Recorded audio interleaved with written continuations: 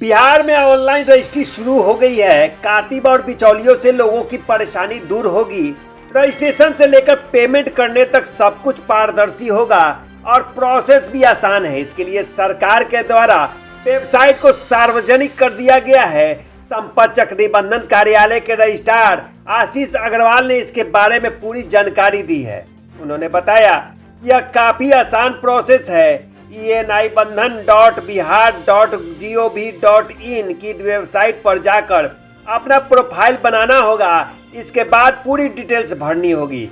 Process पूरा करने के बाद चलाना एक सक्सेस हो जाएगा। उसके बाद रजिस्ट्री के लिए निबंधन कार्यालय आने का अपॉइंटमेंट तारीख और समय के साथ मिल जाएगा। उसे निर्धारित डेट पर आने के बाद अपना चालान अपॉइंटमेंट स्लिप दिखाना होगा। निबंधन कार्यालय में कागज चेक कर दिया जाएगा, उसकी एंट्री हो जाएगी। आधार ऑथेंटिकेशन वगैरह सब कुछ पूरी करने के बाद 1 घंटे के अंदर रजिस्ट्री का कागज हाथों हाथ मिल जाएगा। रजिस्ट्री शुरू की गई है और संपत चक्र आपको नगर परिषद में भी ये प्रक्रिया अपनाई जा रही है। तो ये क्या है, ऑनलाइन सिस्टम क्या है?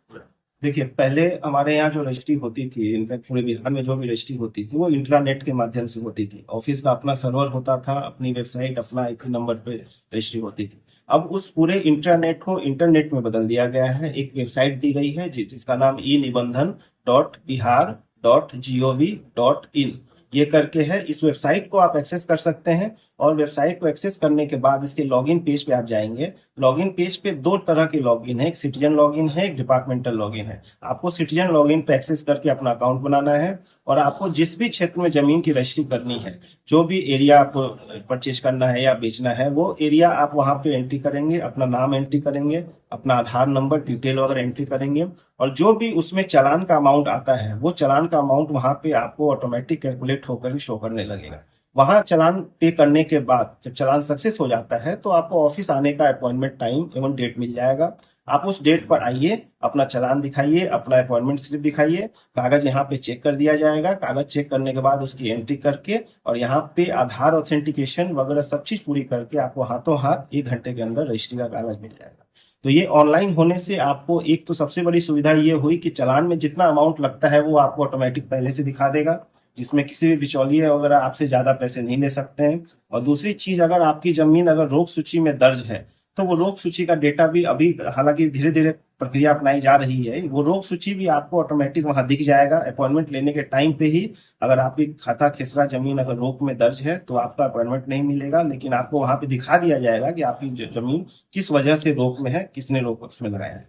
तो एक बहुत बड़ी ये सुविधा बिहार सरकार लेकर के आई है, जिससे जमीन की रजिस्ट्री भी बढ़ेगी और लोगों को भी बहुत ज्यादा सुविधा मिलेगी। सर, एक ये है कि अगर कोई अपॉइंटमेंट ले लेता है और फिर वो उस समय अगर वो मौजूद नहीं होता है तो फिर उसको क्या करना है? देखिए, कई बार किसी कारणवश अपॉइंटमेंट लेने के बाद लोग नहीं आ पाते हैं। कभी कभी किसी कागज में 4-5 लोग होते हैं, 4-5 बेचने वाले खरीदने वाले होते हैं, तो उसमें किसी 1-2 लोग एब्सेंट हो जाते हैं। तो इस वजह से क्या करना है कि देखिए, अगर उस डेट में, जिस डेट में आपकी अपॉइंटमेंट है, उस डेट में अगर आप नहीं आ रहे हैं तो अगले दिन आकर के अपने चालान को सबसे पहले फ्री करवाएंगे, क्योंकि चालान उस डेट के लिए लॉक हो चुका रहता है। चालान को आप सबसे पहले फ्री करवाइए और नेक्स्ट डेट में जब आपको अपॉइंटमेंट लेना हो तो आप ले सकते हैं, ऑटोमेटिक ऑनलाइन ले सकते हैं।